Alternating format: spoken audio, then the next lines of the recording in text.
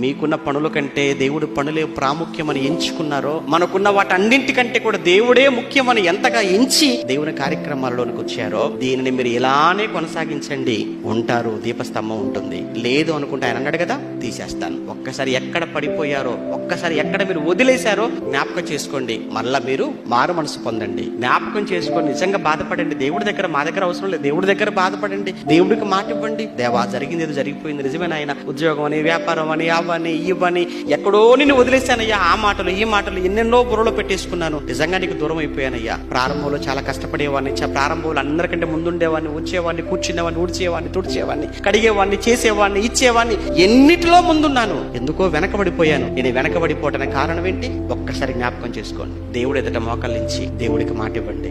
మీరు మారు మనసు పొందుకొని మరలా క్రియలు చేయటానికి వస్తే ఉంటారు. మీరు దేవుడి ప్రభావం ఉంటుందని అర్థం. లేకపోతే ఏమన్నాడు? తీసేస్తా. విన్నారు కదా నా ప్రియమైన సహోదరి సహోదరులారా, ఇంకెందుకు ఆలస్యం? ప్రారంభించు. మొదట విశ్వాసమును, మొదట భక్తిని, మొదట ప్రేమను ప్రారంభించు. ప్రభువైన యేసుక్రీస్తు కృపలో నీకు సమస్తము సాధ్యమే.